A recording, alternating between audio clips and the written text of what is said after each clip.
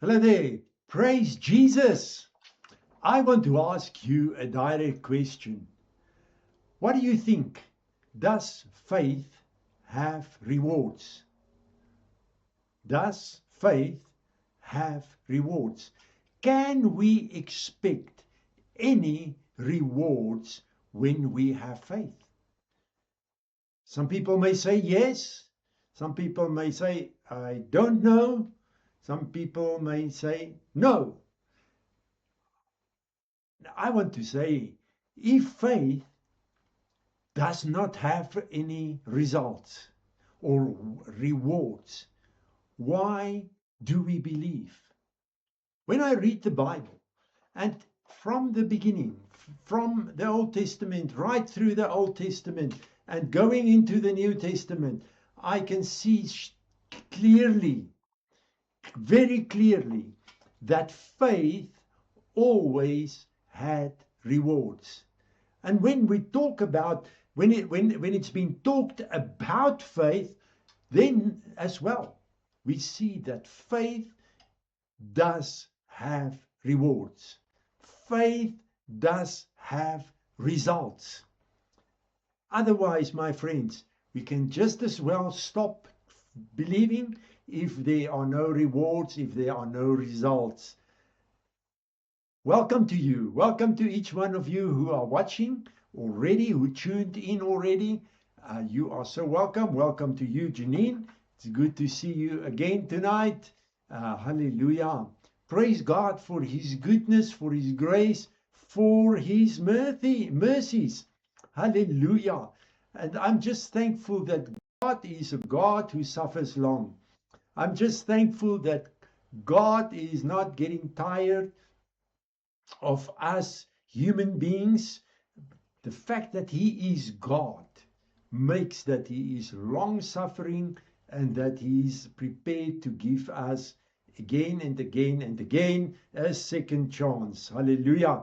Janine says, yes, faith is receiving what grace has already accomplished. Yes, amen. Faith is receiving what grace has accomplished. Amen. I want us to go to the book of Hebrews. You will know Hebrews 11 is the well-known chapter about faith, but I want us to go and start in Hebrews chapter 10, and we are going to read from verse 35. Hebrews 10 from verse 35, where it is written, hello, Karen, welcome to you there from KZN. Welcome to you. Hebrews 10 verse 35 says the following, do not therefore fling away your fearless confidence. Now let us just stop there for one short moment. That word confidence in the Greek language, one of the other words that it can be translated into is boldness. So the writer of the Hebrews letter said, do not fling away your fearless, look there, fearless. And remember what we have said already in the past. We said fear is the opposite of faith. Faith and fear stand against each other. The one is on this side, the other one is on that side. So now the writer says, do not fling away your fearless confidence, your fearless boldness, for it carries a great and glorious compensation of reward. So, and we know that faith and boldness is going together. We cannot really have boldness if we do not have faith. And faith and boldness goes together. So now, do not fling away your faith, your boldness, or your confidence, because if you keep on being bold, keep on being having confidence and faith, it has a great, and see how it is written, a great and glorious compensation. Hello, Urine. Welcome to you as well. Hebrews 10 verse 36. For you have need of steadfast patience. Remember, we are talking about faith. And therefore we must take notice. And I want us to listen what is written. And I've listened to someone sent me something to quickly have a look at, and it was Curry Blake, John G. Lake Ministries, speaking, and he said, when you read the Bible, read what is written. Do not add things, do not take away things.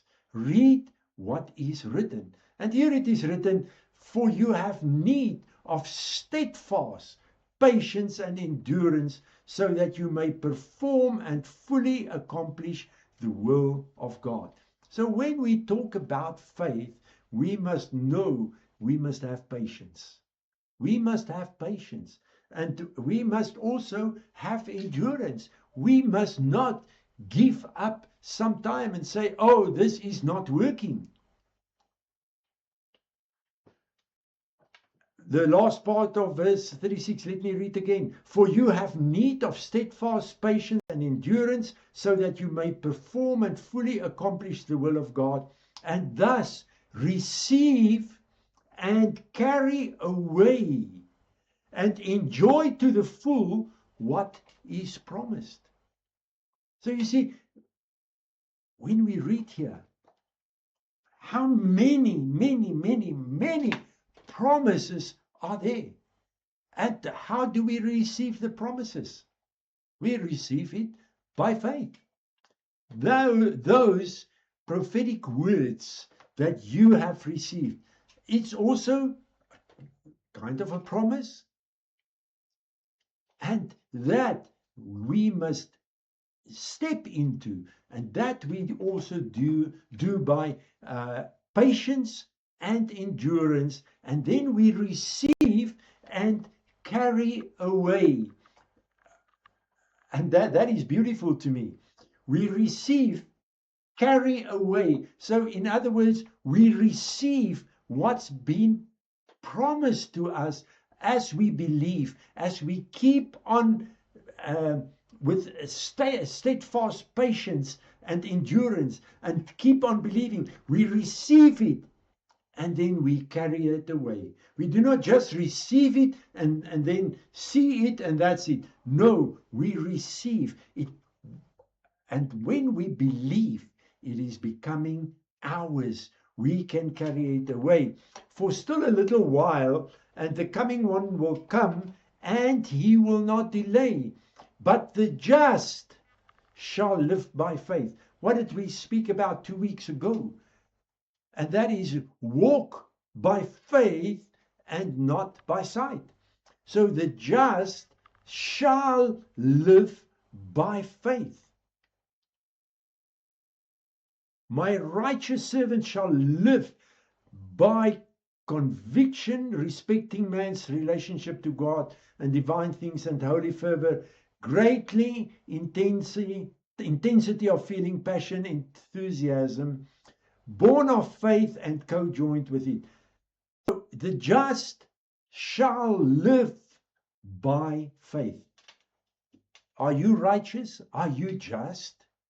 Hello, Isabel. Welcome to you. Yes, my friends, we are just. We are justified by what Jesus has done. We are righteous. We are just. And therefore, the just, the righteous, the born again shall live by faith. That is how we must live. And as I said in the beginning, and what our theme is tonight, faith has rewards. So we must have faith, and faith is that something to sort of push us forward. here from the back. It's like a wind blowing into the sails of a ship. So that is faith pushing us to go forward, to endure, to be patient, so that we can receive what is promised to us. It is actually ours already. In the spiritual realm, what is promised here, what God has promised you personally, it is yours already. But by faith, we are looking forward to it so that we can receive it.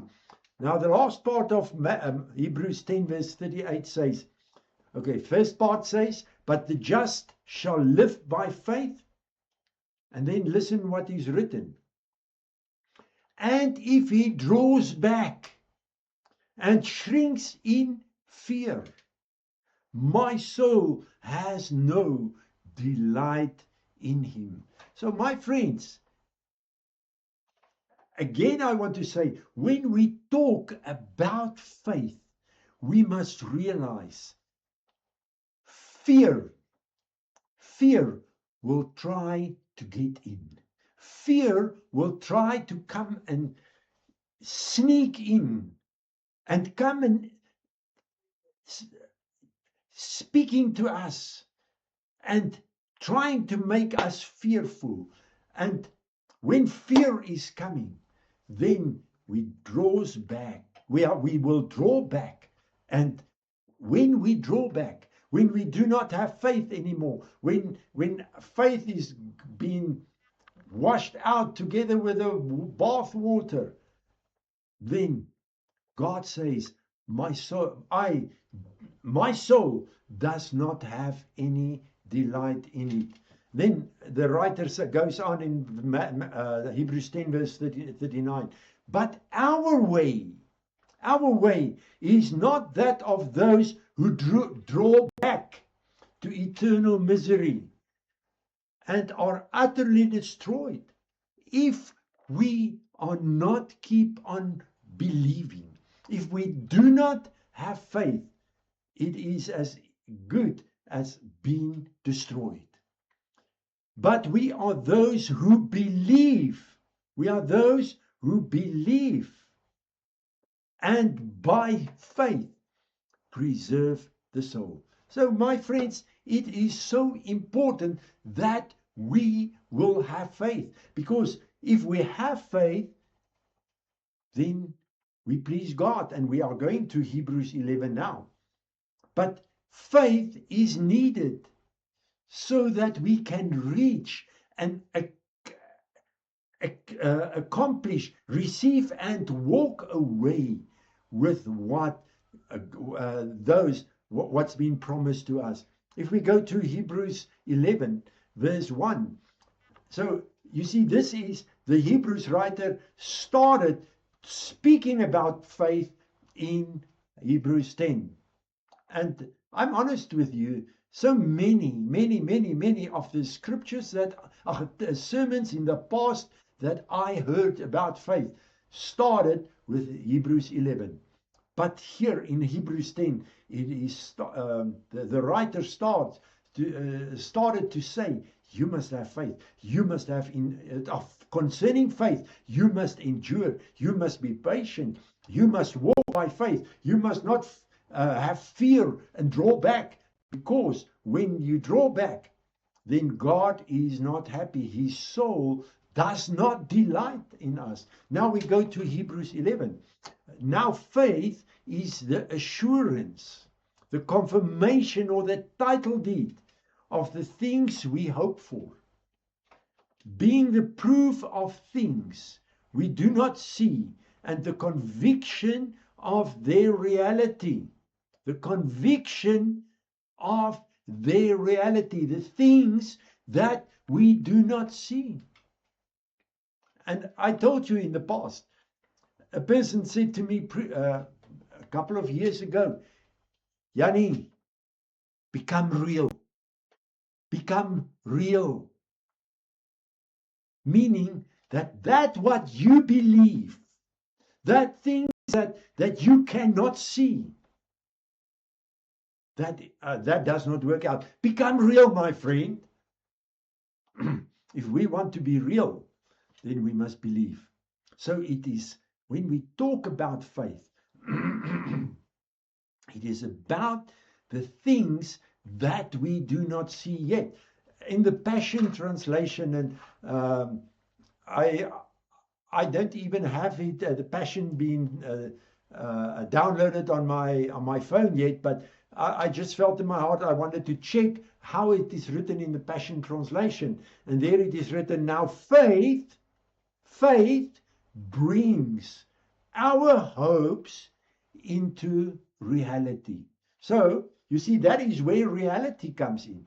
Faith brings our hopes, those things that we cannot see yet. Faith brings that into reality and becomes the foundation needed to acquire the things we long for. It is all the evidence required to prove what is still unseen. So, my friends, faith surely has rewards. Faith has rewards, but we must realize it. We must realize it, because if we do not realize it, if we do not expect rewards, then what is our faith for? Let's take the church. We read the Bible in the church over all the ages. Over all the ages, the Bible was read in many churches, but they were not expecting miracles. For example, signs, wonders, miracles. There are even for ages that there were no miracles happening in churches. Why? Because people were not taught to expect that faith has rewards. So I want to say it to you clearly tonight. Faith has rewards. You can and you must expect that your faith, and when you have faith, that it will bring things from the unseen to you. And then in Hebrews 11 verse 6, it is written, but without faith it is impossible. Without faith it is impossible to please and be satisfactory to him, that is, to God. For whoever would come near to God must believe that God exists, and listen to the following. Listen to the following. And have you really realized this? And he is a rewarder. He is a rewarder of those who earnestly and diligently seek him out. So we must have faith in God. We must believe that he exists. We must believe that his promises are true, as it is written in this book, where it is written how many promises there are in Christ Jesus. All of that, yes and amen. In Numbers 23 verse 19, it is written, God is no man that he shall lie. So therefore, God, the God who you and I serve, God, your Father, God, Jesus Christ, God, the Holy Spirit, he is a rewarder to you as you believe. That is who God is. God is not a stingy God. He's not a stingy Father who does not want to, who just wants to have all for himself. No, God is a rewarder of those who earnestly and diligently seek him. And earnestly and diligently seek him happens by faith. That is how it's happening. When we earnestly and diligently see God with faith, He is a rewarder. We can receive and we can carry it away. Then we skip a few verses and then we go and to look at Abraham and Sarah. Now, in verse 11, and we have talked about this before, because of faith, listen, because of faith, also Sarah herself received. So Sarah had faith. And so, because Sarah had faith, she received physical power to conceive a child, even when she was long past the age for it, because she considered God, who hath given her the promise, to be reliable and trustworthy and true to his word. So you see, Sarah had faith. Sarah had faith. And because she had faith, she believed that God, who gave the promise, is reliable and also trustworthy and true to his word. Therefore, she received faith. She received physical power to conceive a child. Abraham, in verse 19, for he reasoned that God was able to raise up from among the dead. Indeed, in the sense that Isaac was figuratively dead, potentially sacrificed, he did receive him back from the dead. So Abraham believed and he received. If we go back to Romans 4, where it is also being talked about Abraham and Sarah, Romans 4 verse 17 to verse 25. In verse 17, as it is written, I have made you the father of many nations. That is God who was speaking to Abraham.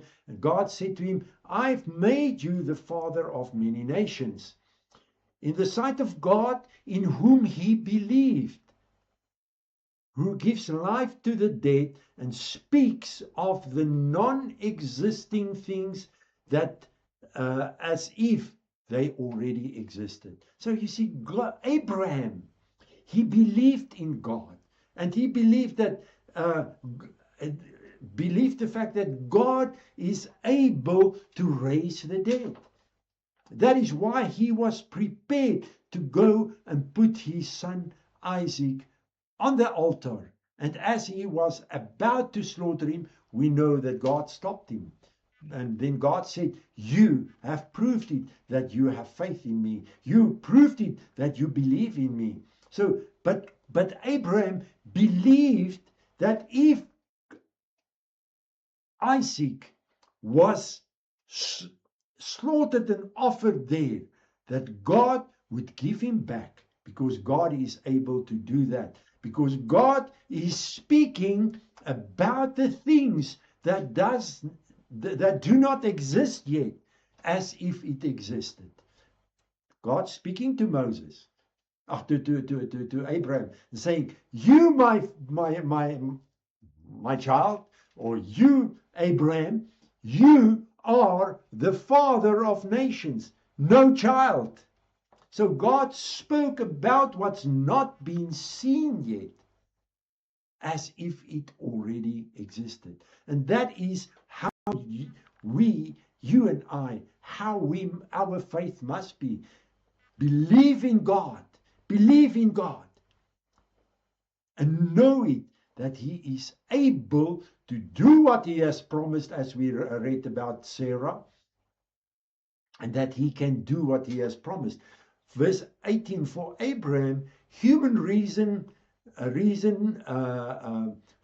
being gone, hoped in faith. He hoped in faith. He had faith, in other words. He had faith that he should become the father of nations, as he has been promised. So God spoke to Abraham, and Moses believed it, what was promised. So, because God said, so numberless shall your descendants be. So Abraham believed it. In verse 19, he did not weaken in faith. My friends, is not that not what's happening so many times in the church? Maybe in your personal life. It happened to me when I was told, oh no, Yanni, come back to reality. Yanni, where did you see that God is working like that? In which church, which pastor do you know where God has worked like this and like this? Then what happened? My faith weakened. And I drew back.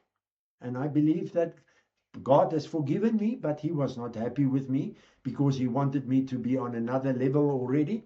So, therefore, my friends, let us have faith. Let us not draw back. Let us not.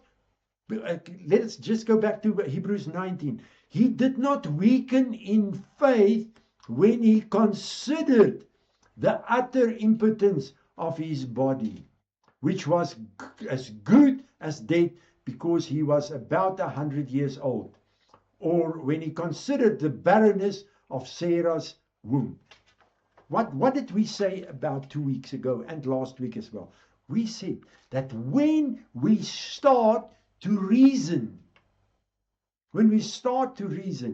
faith is backing off. Faith is, I nearly want to say, run away. But Abraham, he reasoned, and but he had faith. He had faith. So when he considered, when he reasoned, looked at his own body and say, "Oh, I'm already old. I'm 100 years old," and it was maybe thinking about Sarah, but he held on to the promise that God said, you will receive.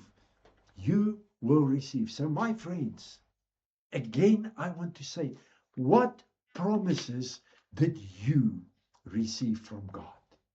Personally, I'm not, yes, what promises are there in this word?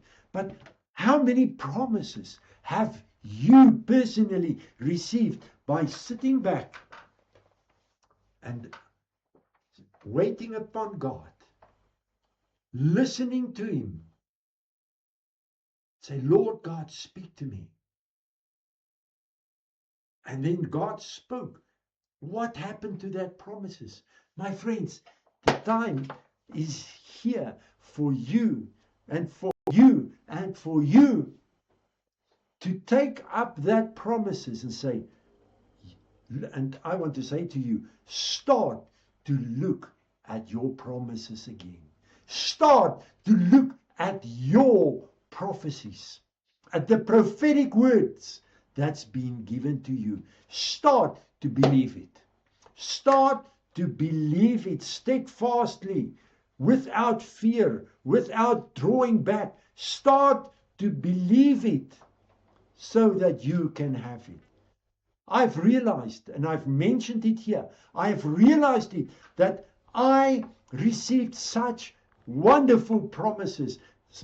Many of them, unfortunately, I forgot because I was not taught in the beginning to write it down. That was before the era of the cell phone, where you could quickly press record. That was before you had to write down, remember what's been said and write down. I didn't do it, but I realized that I received such great, wonderful promises, but because I did not have faith in it and believed it and was looking for rewards, I went dry. I stayed in dryness. But I said, it's finished. Now I'm stretching myself forward. And I challenge you tonight. I challenge you. Take out Go and take out. Go and sit down. I really challenge you that you will go and that you will sit and say, Lord, help me. Remind me of the promises that you have given me. Remind me of the promises that you have spoken to me directly from your word. Go, take it out, look at it, start to believe it, and start to together with God, because Jesus is in you, my friends. Jesus is in you. The Holy Spirit is in you. And therefore, you can start to look out and imagine the unseen things, the things that do not yet exist. Because if it existed, then faith are not needed anymore. But, my friends, start to expect, see the things that's been promised. Romans 4, verse 19, we read, verse 20. No unbelief or distrust made him waver, doubtingly question concerning the promise of God. But, and you see, this is what must happen. And this is what we must pray. And this is what I pray for you. I pray it for you tonight, my friends. I pray that you will grow strong, because Abraham grew strong and was empowered by faith as he gave praise and glory to God. So you see, Abraham had faith. You had faith. But that faith helped him to grow strong. And that faith, looking at what was promised. That's awesome. Thank you, Lord. Thank you, Lord. Abraham looked forward to that what God has promised, the unseen. And that, looking at the unseen, given by God, promised by God, that empowered his faith. And as he had faith, he was empowered to give praise to God. And this is what I pray for you and for me. But I pray that you will look at the promises in God's word, the promises given to you personally, and that you will not doubt it. What's written here? No unbelief or distrust made him waver or doubtingly questioning. I pray that unbelief will go. I pray that distrust will go. I pray that there will no doubts and questions and reasonings, but that concerning the promises of God, but that you will grow strong and be empowered by faith. And then as that happens, that you will give praise and glory to God. Verse 21, fully satisfied and assured. And underline this in your Bible. Highlight it. Write it and put it up your wall. God was able and mighty to keep his word and do what he has promised. I'm surely going to do that. I have not thought of it when I prepared, but I am surely going to do that. And write it down, print it out, and put it on. God is able and mighty to keep his word and to do what he has promised. So, my friends, we can stand and say, yes, thank you, Lord. And that is the reason why Abraham's faith was credited to him as righteousness. It was credited to him. But the words, now listen to it. Listen. But the words, it was credited to him, were written not for his sake alone. So the fact that that Abraham's faith was credited to him as righteousness, it was not only written for his sake alone, but they were written for our sakes as well. Hallelujah. It was written for our sakes as well. Righteousness, standing acceptable to God, will be granted and credited to us who believe in, trust in, adhere to, and rely on God, who raised Jesus from the dead. My friends, wow, that is really so awesome. That is not only awesome, this is powerful. And I praise God. I praise God. I praise God. And I pray for you tonight. I pray that you will go from now. I pray that you will go from tonight. And I pray that you will go and make time. That you will go and take out the promises, the prophecies that you received. That you will even go and write it down. And that you will start to believe God that those promises and those prophecies will become true, that you will have the results of it. And even as I've already also said, go and write it down, put it on your mirror, put it where you will see it every day, that God is able. That is Romans 4 verse 21. God is able and mighty to keep his word and to do what he has promised. Hallelujah. Faith surely has rewards. So you, my friend, you can expect. And not only can, I want to say to you, you must start to expect the rewards of your faith. You must start to see with God who is inside of you, see into the unseen, and together with him, see that coming to you while you're giving praise to him. And I am excited to hear from you how you are going to receive, how you will be rewarded, how you will receive and carry away, take with you what has been promised to you. Faith has rewards because God is faithful. He is faithful and he is able to do what he has promised.